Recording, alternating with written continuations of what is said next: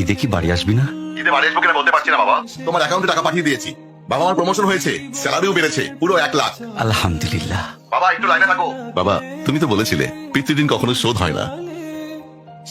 তুমি 26 বছরে আমার পিছনে যত টাকা খরচ করেছো, তুমি কি জানো আগামী 5 বছরে সেই টাকা তোমায় ফিরিয়ে দিতে পারবো? আমার এখন স্যালারি মাসে 1 লক্ষ টাকা বাবা। ও, এই কথা। তাহলে শোন, তোকে একটা গল্প বলি। বলো বাবা। তোর বয়স যখন 4, তখন আমার বেতন 3000 টাকা। 1200 টাকা ঘর ভাড়া দিয়ে 1800 টাকায় চলে সংসার। আমি আমার সাধ্যমতো সারা জীবন চেষ্টা করেছি তোর মাকে সুখী করতে, প্রতি ঈদে কোরবানি দিতে। তোকে যেবার প্রথম স্কুলে ভর্তি করালাম, সেবারই প্রথম আমরা আমাদের কোরবানি দিতে পারিনি। সে বছর তোর মাকেও কোনো উপহার দিতে পারিনি। তুই যখন ভার্সিটিতে উঠলি, আমাদের অবস্থা তখন মোটামুটি ভালো, কিন্তু খুব কষ্ট হয়ে গিয়েছিল যখন আমার ট্রান্সফার হয়।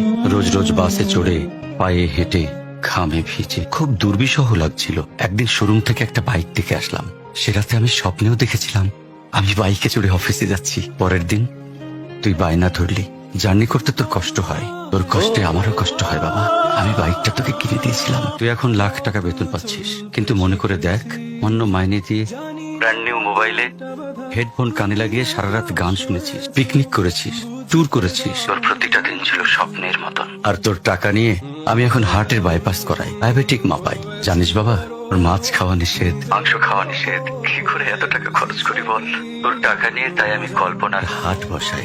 আমি বাইক চালিয়ে সারা শহর ঘুরে বেড়াই, বন্ধুদের নিয়ে সিনেমা দেখতে যাই, তোর মার হাত ধরে চাঁদনি পশরে সেন্ট মার্টিনের বালুচরে হেঁটে বেড়াই। চুপ করো বাবা প্লিজ, আমি তোমার কাছে চলে আসবো।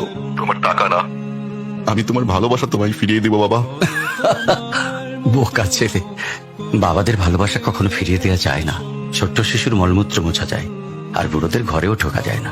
ওকে একটা প্রশ্ন করি বাবা, ধর তুই, আমি আর তোর খোকা তিনজন এক নৌকায় বসে আছি। হঠাৎ নৌকাটা ডুবতে শুরু করলো। যে কোনো একজনকে তুই বাঁচাতে পারবি, কাকে বাঁচাবি? থাক, উত্তর দিতে হবে না। ছেলেরা বাবা হয়, বাবারা কখনো ছেলে হতে পারে না।